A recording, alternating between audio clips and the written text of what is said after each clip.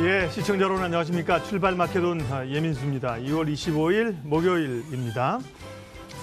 지수가 위아래로 흔들릴 수는 있지만요. 어제 코스피가 3,000선이 붕괴되면서 투자자들의 심리가 굉장히 좀 악화된 그런 흐름들이었습니다. 미국에서의 금리 상승에 대한 우려들이 좀 있었던 거고요. 어제는 또 중화권 증시, 홍콩 증시 급락하면서 거래세 인상이라든지 중국에서의 긴축 우려 이런 것들 때문에 밀려났고요. 다행스러운 것은 이제 간밤에 미증시가 또 반등을 했고요. 뉴스에 보시는 것처럼 바이든 행정부가 또 반도체, 히토류 등에 대해서 공급망을 점검하라고 행정명령에 서명했다는 얘기도 나옵니다. 바이든 행정부에서 백신에 대한 속도전도 그렇고요. 상당히 안정감 있게 가줍니다. 제롬 파월이 이제 이틀간의 의회 연설이 있었는데요. 전일도 그랬고 어제도 그렇고 상당 기간의 지금 저금리 기조를 유지하겠다. 3년 정도 안에는 변화를 가져가기 어렵다. 이런 사실 시한까지 못 박으면서요. 미국의 주가가 다우지수는 사상 최고치를 기록했습니다. 1.3%가 올랐고요. 최근에 사실 더 중요한 건 나스닥이죠. 나스닥이 변동성이 크고 급락을 했는데 어제는 또 1% 가까이 올랐고 비트코인도 좀 올랐고요. 게임스탑이라는 주식은 또 폭등을 하면서 100%가 하루에 오르고 거래가 중단되는 이런 현상들도 있었습니다. 어쨌든 간에 굉장히 변동성이 커진 흐름이고요. 오늘 또 이제 목요일, 금요일 아직까지 안정감을 또 푹 갖기에는 또 좀 변수들이 좀 있습니다. 말씀드린 이슈들 점검하면서요. 구체적인 전략 세우겠습니다. 마케돈 출발합니다.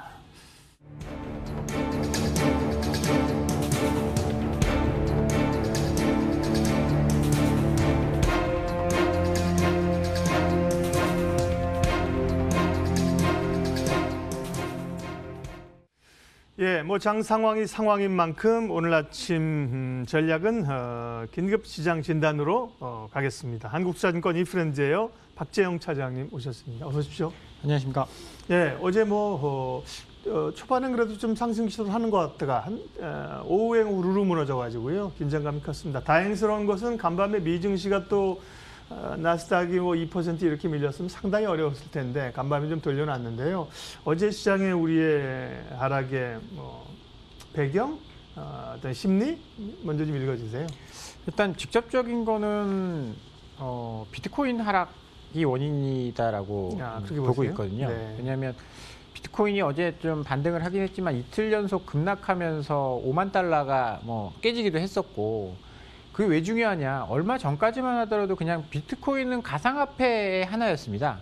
그래서 비트코인과 주식시장 이런 것들은 큰 상관관계가 없는 그런 상황이었는데 우리 설 연휴 때 앨런 머스크가 갑자기 비트코인에 투자하겠다.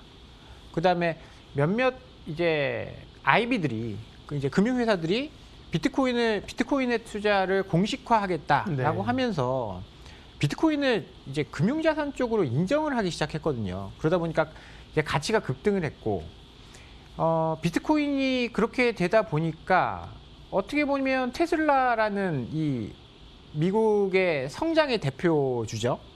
대표적인 성장주가 비트코인과 엮여버렸습니다. 그래서 비트코인이 급락하면 테슬라도 함께 급락하고 테슬라가 급락하면 니오라든지 그 주변에 있는 성장주들, 밸류에이션 높은 종목들이 함께 하락하기 시작했거든요.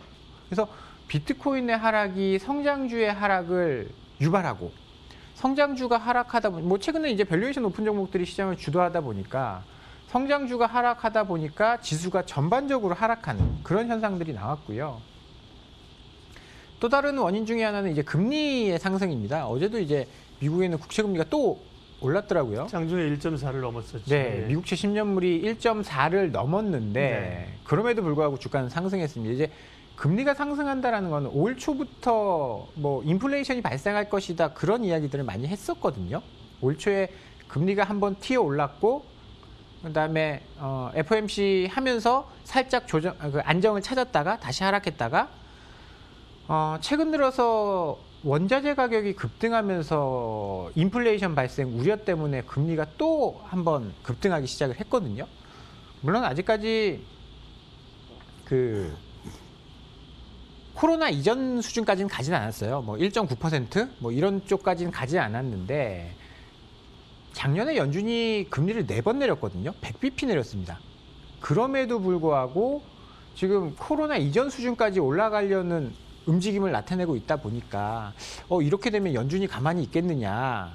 이게 금리가 올라가고 인플레이션이 발생하면 연준은 그거를 막기 위해서 긴축 정책을 쓸 수밖에 없습니다. 그래서 연준의 긴축 속도가 조금 더 빨라지는 거 아니냐 이런 우려 때문에 시장은 굉장히 걱정을 했었던 거거든요. 근데 이제 다행스럽게도 어제 그제 파월 의장이 이제 의회 청문회에 나와서 좀 안정 주는 발언을 해줬죠. 그러면서 네. 이제 시장이 좀 안정을 찾긴 했는데 지금이 이제 오늘이 2월 25일이죠. 이제 작년의 유가를 보면 3월, 4월에 뭐 기억하실지 모르겠습니다. 마이너스 같은 거요? 마이너스까지 갔었습니다. 거기에 대한 기저효과가 분명히 1분기, 2분기에는 네. 나타날 거거든요. 그러면 인플레이션에 대한 걱정은 계속 발생할 수밖에 없다라고 보면 이런 것들이 시장을 좀 압박하고 있다라고 보는 거고요. 가장 큰 원인은 개인 투자자들이 조금씩 지쳐가고 있는 것 같습니다. 어제 보면 어제 시장이 이렇게 박살났는데 개인 투자자 예전 같으면 뭐 3조, 4조 이렇게 매수를 할 만한 상황임에도 불구하고 어제 뭐 5천억에 그쳤거든요.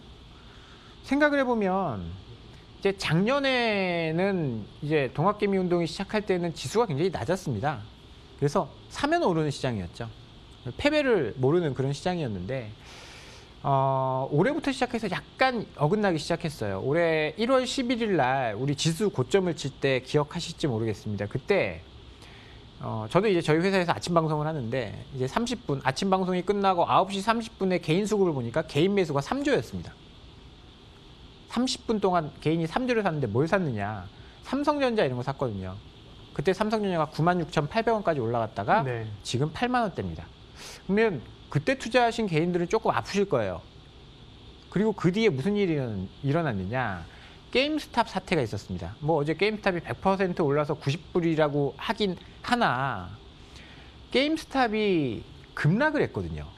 그러면 거기서도 또 한번 다치고 최근에 비트코인이 6천 몇백만 원 갔을 때 개인들이 굉장히 투자를 많이 했을 거거든요. 근데 또 급락하면서 또 한번 손실이 있게 됩니다. 그러면 작년에와는 굉장히 다른 분위기. 작년에 사면 올랐는데 이런 상황이 아니더라는 거죠. 작년에는 저점에서 개인들이 굉장히 많이 매수를 해주면서 개인 수급, 기관 수급 이런 것들 다 무시하고 올라갔는데 지금은 조금 그런 데미지가 누적되다 보니까 작년 같은 무서운 수급은 나타나지 않고 있다. 이런 것들이 최근 시장 조정의 원인이지 않나라고 좀 봐야 될 것 같습니다.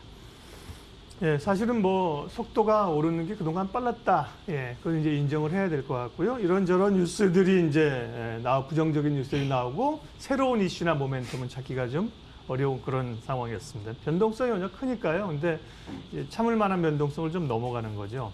수급 얘기하겠습니다. 어제 이제 장의 또 매도의 이 하락의 주인공 외국인이었거든요. 외국인들이 많이 팔았는데 외국인은 좀 언제쯤 다시 돌아올까라는 궁금증과 함께 연기금의 아주 지속적인 매도, 뭐 구조적으로 그렇다니 이해는 하겠지만 구조는 그렇게 평생 가야 되는 거야? 뭐 이런 본래 목소리가 좀 나오면서 복지부 장관이 이제 자산 비중 재조정 문제를 다음 기금 운영위원회에서 논의하겠다 이렇게 어제 뭐 얘기를 했는데 그래서 다음은 언제 하는 건지 이게 뭐 당장 한다는 건 아닌 것 같은데 어쨌든 압박은 좀 들어가는 것 같네요. 네, 일단은 저는 그런 압박 자체는 있어서도 안 된다라고 생각을 하고요. 네. 아니 이런 거 압박해서 연기금이 수익률 낮아지면 또 그때는 그거 가지고 뭐라 그럴 거 아닙니까?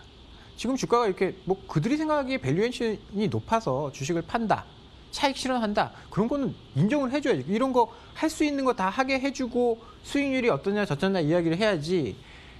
자기 마음에 안 든다고 내 주식 떨어지니까 내 주식 좀 사주십시오. 이거는 정말 있어서는 안 되는 일이라고 생각을 하거든요. 물론 이제 연기금이 꾸준히 팔고 있다라는 게 시장에 압박을 뭐 주는 요인이긴 하지만 결과적으로 우리 노후에 받을 돈이잖아요. 이거 가지고 막 어떻게 해라 하는 거는 저는 월권 행위다라고 생각을 하고 그런 일은 있어서도 안 된다라고 보고 연기금도 운용에 어떤 생각이 있겠죠. 이게 작년 말부터 계속 이제 팔기 시작을 했는데 이런 부분들이 사실 언젠가는 끝날 겁니다. 언젠가는 끝날 건데 그 끝나는 시점은 뭐 밸류에이션을 따질 수도 있는 거고 연금이 가져가야 될 국내 주식 포지션이 또 따로 있을 거거든요. 그 부분이 이제 마무리가 되면 끝날 겁니다. 뭐 사실 연기금이 계속 팔아서 시장이 떨어졌다.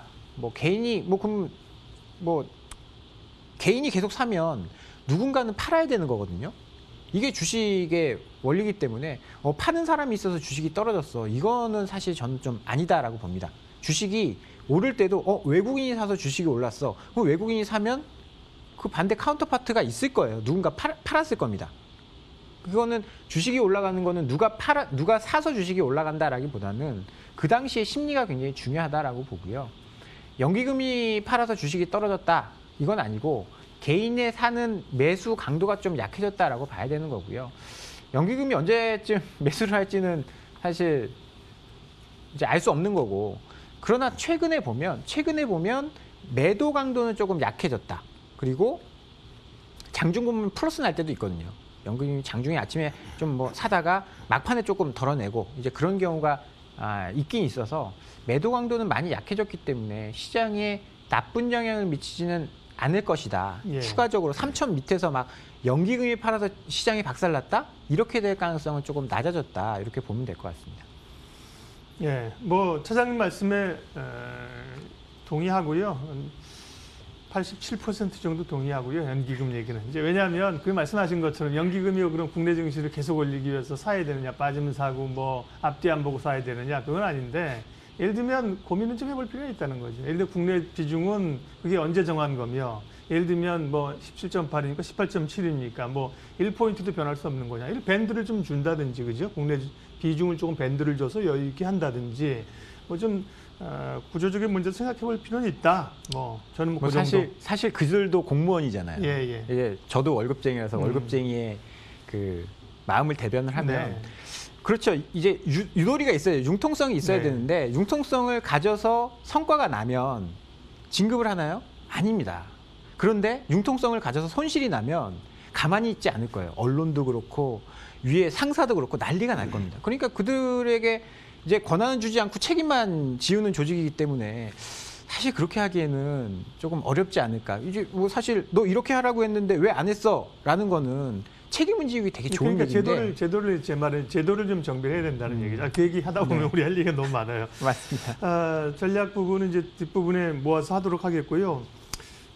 어제 같은 경우는 많이 흔들렸지만 사실은 지수가 급락. 어제도 사실 삼성전자는 보합이었대요. 그다음에 반도체에 대한 기대감, 디램 가격, 고정 가격 오르는 거, 반도체 부족에 대한 얘기 나오고 최근에 특징은 삼성전자보다 SK 하이닉스 쪽에 관심이 확 쏠리는 거예요. 반도체 쪽은 하이닉스가 조금 더 못 올랐기 때문에 혹은 온리 디램에서의 여지가 좀 더 있는 거예요? 일단은 하이닉스가 최근에 많이 오르고 있는데 예. 이게 3개월로 연장을 해서 보면 삼성전자가 훨씬 많이 올랐거든요. 예. 이게 어떻게 보면 일단 시작은 삼성전자가 시작을 한다라고 봐야 됩니다. 왜냐하면 반도체 가격이 지금까지 계속 떨어졌기 때문에 반도체 산업은 조금 좋지 않다가 작년 말부터 본격적으로 오르기 시작을 했죠. 시동은 삼성전자가 걸었고 조금 못 올라오다 보니까 하이닉스가 이제 2월부터 따라 붙기 시작을 한 건데 좀 긴 호흡에서 본다라고 하면 물론 이제 반도체 디램 가격이 오르고 낸드 가격이 오르면 삼성전자보다는 하이닉스가 훨씬 좋은 건 맞습니다.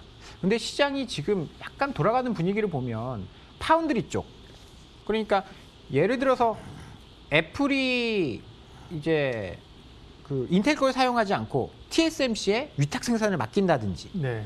이런 물량들이 굉장히 늘어나고 있는 그런 상황이기 때문에 파운드리 쪽에 관심이 굉장히 커졌습니다. 이게 삼성전자 상승의 하나의 이제 동력이 되고 있는 그런 상황이고요. 여기다가 이제 스마트폰도 이제 화웨이 진영이 약간 무너지는 모습을 보이다 보니까 4분기 실적을 보면 삼성전자의 IM 사업부 실적이 굉장히 좋거든요. 그렇게 보면 굉장히 다양한 분야에서 성장할 수 있는 삼성전자가 조금 더 주목을 받을 수 있는 상황이다라고 생각을 하고요. 개인들이 하이닉스보다는 삼성전자를 조금 더 좋아하는 모양새입니다. 그렇게 보면 지금 수급의 주인은 주식시장의 수급의 주인은 누가 뭐라고 해도 개인이거든요. 그러면 개인의 관심이 쏠려 있는 쪽에 조금 더 포커스를 맞춰야 된다라고 생각을 하고요. 지금 하이닉스에 올라가는 것은 우선 이제 반도체 가격에 지금 아직까지 이제 반도체 메모리 가격의 고정거래 가격은 안 올랐거든요. 그래서 이제 현물 가격이 올라가는 거지. 고정거래 가격의 상승이 명확하게 확인된다면 하이닉스 쪽이 더 좋을 것이고 아직까지는 아닙니다. 근데 그 전에 뭐 여러 가지 다양한 이제 상황들을 보면 삼성전자가 조금 더 저는 중심이 될 가능성이 높지 않나 그렇게 좀 보고 있습니다. 예, 오늘 드릴 질문도 산적하게 쌓였는데 정리를 어쨌든 해가고 제일 중요한 거는 이제 어제의 급변동 급락 미국 증시 다행히 반등했는데 조금 중심을 이제 안정감을 잡느냐 이거고요. 지금 단계에서는 이제 그러면 어떻게 대응을 해야 되는 투자 전략과 함께 그다음에 이제 구체적인 전략으로 성장주가 좀 흔들린다. 그러면 이제 전통주 가치 주냐? 또 이제 백신도 맞으니까요. 백신 이후에 다시 소위 뭐 콘택 관련주로 가야 되느냐? 그 전략과 관심 섹터 전략 마무리하면 되겠네요. 일단은 뭐 사실 어제 그제 조금 흔들렸다라고 해서 네. 전체 이제 시장을 보면 고점 대비해서 한 7%뿐이 안 빠졌거든요. 예. 이걸 가지고 추세 전환을 논하기는 조금 이르다라고 보고 조금 아프긴 아팠습니다. 어제 굉장히 급격하게 하락을 하니까 힘들긴 힘들었는데 아직까지 추세 전환이다라고 보기에는 좀 어려울 것 같고 기업 실적도 잘 나오고 있고 지표도 잘 나오고 있고 어제 BSI가 34개월 만에 100포인트를 넘어서는 뭐 상황이고 미국의 지표들도 잘 나오고 있는 상황이거든요. 그렇기 때문에 뭐 지금 너무 뭐 추세 전환 이제 하락이다 뭐 2000 몇백 포인트 간다 이런 이야기 하기는 좀 저는 이르다라고 봐요. 기존까지의 상승 추세는 계속 유지하는데 약간의 가격 조정이 나왔다 정도로 해석을 하면 될 것 같고요. 시장은 조금 그렇지만 이제 작년과 분위기는 달라지고 있습니다. 금리가 올라가고 있고요. 원자재 가격이 상승하고 있습니다. 인플레이션이 발생하고 있고 이런 것들을 감안을 하면 금리가 올라가면 성장주한테는 독이거든요. 인플레이션이 발생하고 경기가 회복된다면 경기 민감주 이런 쪽은 좋을 수밖에 없습니다. 그러면 금리 상승에 따라서 주가가 오르고 내리느냐를 예측하거나 고민하지 말고 그거는 누구도 알 수 없는 거거든요. 금리가 오른다라고 해서 꼭 주가가 떨어지는 것도 아니고 금리 상승기에는 경기가 좋을 때는 오히려 주가가 상승하는 경우도 있습니다. 그렇기 때문에 금리가 오르기 때문에 주가가 박살날 거야 이렇게 생각하기보다는 금리가 상승할 때 인플레이션이 발생할 때 뭐가 수혜를 받느냐 그런 것들을 봐야 된다라고 보고요. 일단 국제유가 올라가고 있죠. 유가 올라가면 정유화학 좋을 겁니다. 네. 경기 민감주 경기 살아나면 정유화학 좋을 거고요. 국제곡물 가격이 요새 급등하고 있습니다. 그렇게 되면 음식료 좋을 수밖에 없습니다. 뭐 원자재 그 원가가 올라가지만 제품 가격 인상 뭐 저희 뭐 장 볼 때는 힘들겠지만 음식료 제품 가격 인상이 가장 큰 수혜거든요. 그러면 음식료 좋을 거고요. 금리 올라간다? 금리 올라가서 주식이 오를까 내릴까를 고민하기보다는 금리가 올라가면 어느 섹터가 좋으냐. 금융 섹터가 좋을 수밖에 없거든요. 뭐 은행 같은 경우에 예대 마진이 늘어날 거고 보험 같은 경우에도 보장성 보험의 손실이 많이 줄어들 겁니다. 그러면 그런 것들 그래서 금융주가 좋을 거고요. 최근에 원자재 가격 상승하면서 물동량이 늘어나고 있습니다. 뭐 페노션 같은 거 BDI도 상승하고 있고 뭐 HMM 이런 해운주. 유통주 이제 해운주 이런 쪽 좋을 거고요. 코로나로 인해서 코로나 백신으로 인해서 뭐 어제 존스앤존슨의 백신이 효과가 좋다라고 해서 긴급 승인이 나쁘고 있다라고 한 것도 미국 증시 상승의 요인이었는데 백신 맞으면 여행 가겠죠. 항공 이런 쪽도 관심 있게 보셔야 될 것 같습니다. 대한항공은 이미 좀 많이 올랐다라고 생각하시면 LCC 쪽 한번 눈여겨 보시면 좋을 것 같고요. 일단은 뭐 시장이 변동성이 좀 확대가 돼서 리스크 관리도 좀 병행을 해야 되겠지만 너무 움츠러들면 그것 또한 이제 시장에서 수익을 내는데 좀 안 좋은 요인이 될 수 있는 거거든요. 그래서 일정 부분 조정을 받았지만 너무 겁을 낼 필요는 없다. 일단은 뭐 큰 확실한 무언가 팩트를 잡기 전까지는 이제 하락의 뭐 팩트를 잡기 전까지는 조금 더 기존 스탠스를 저는 유지하는 게 필요한 전략이다라고 정리를 좀 해보겠습니다. 오늘 금융통합위원회가 열리는데요. 금통 얘기는 못했습니다. 뭐 시간도 시장과 관련된 현안이 훨씬 더 궁금한 게 많고요. 금통위 자체 또 큰 이견이 없을 거기 때문에 이야기를 또 오늘 안 하고 넘어갑니다. 코스피 3천 붕괴 후 맞이하는 오늘 목요일 시장 긴급 진단 한국투자증권 이프렌즈예요. 박재영 차장님이 함께해 주셨습니다. 고맙습니다. 감사합니다.